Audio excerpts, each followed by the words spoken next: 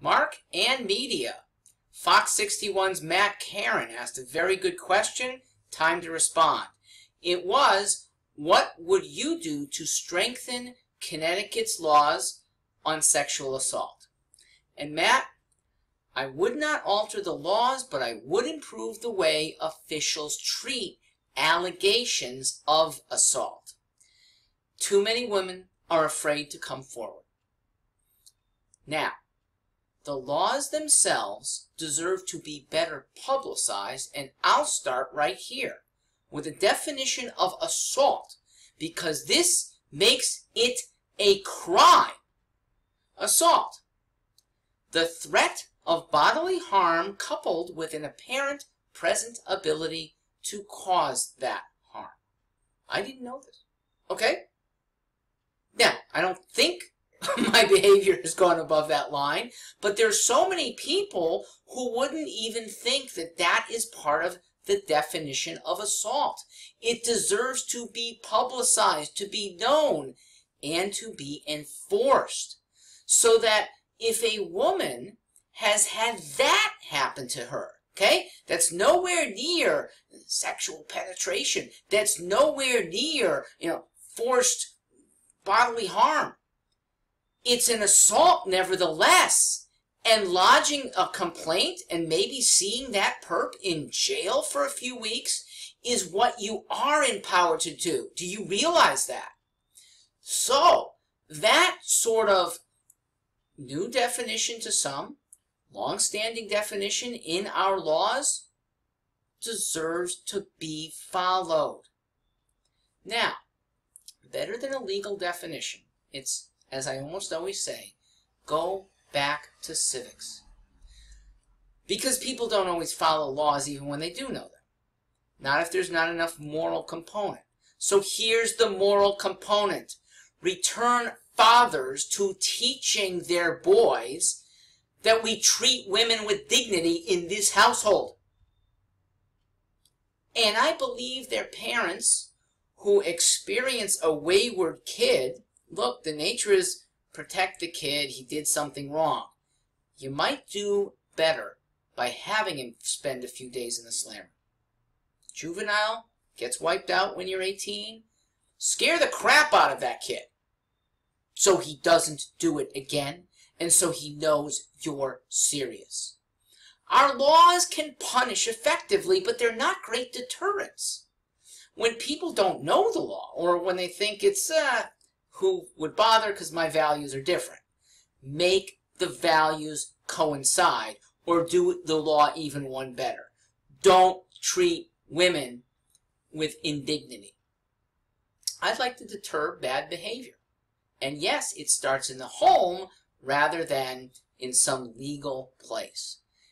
And there are very good homes, yes, in Bethesda, Maryland, where fathers don't put that mantra on their teenage boys.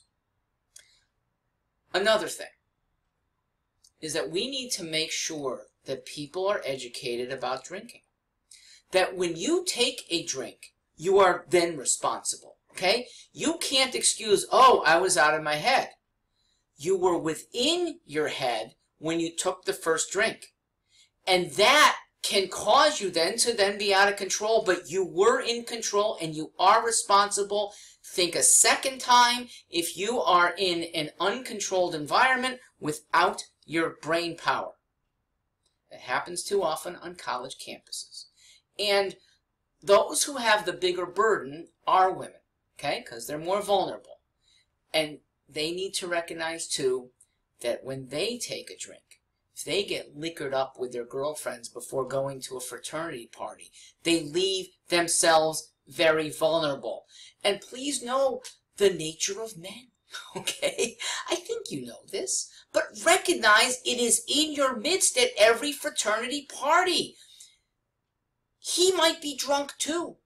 So even the well-intentioned boy with respect for women, who's out of his mind, is going to potentially do nasty things. Because females are more vulnerable, it is an extra burden. I know it's not fair, but I want to make sure females are protected, and it means have your head on your shoulders for sure, okay? Have wing women going to the same parties. Don't be alone on a college campus and cloistered with a boy, ever.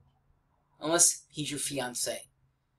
They have that at BYU frequently. Not often at other secular campuses. It really is the extra precaution that women have to take. You have to keep your guard up because the nature of men, okay? Even when sober, the nature of men says, if we can have a fondle, a grow, it's something that they have an instinct for. When you're liquored up, the boy is not in control. You got to expect this is his, not nature. Good boys turn nasty with liquor in them. So it's high school parties, and even more so at college parties when parents aren't even around. It is a potentially dangerous place, even with nice, upstanding people who come to college. You appear very civilized, but on weekends that might not be the case. So I'll close by having fun and avoiding danger. You can have a great time at parties without getting loaded. Girls, boys will still talk to you, okay? You can get their number later. But if you keep your head on shoulders, they won't be able to harass you. That is the way that we avoid legal problems in the first place. So yes, back to the question, when there's clear evidence of assault, my definition, the broad one, it deserves to be followed through, and yes, at the first instance, put that kid in the slammer. He probably won't do it again. I'm Mark Stewart.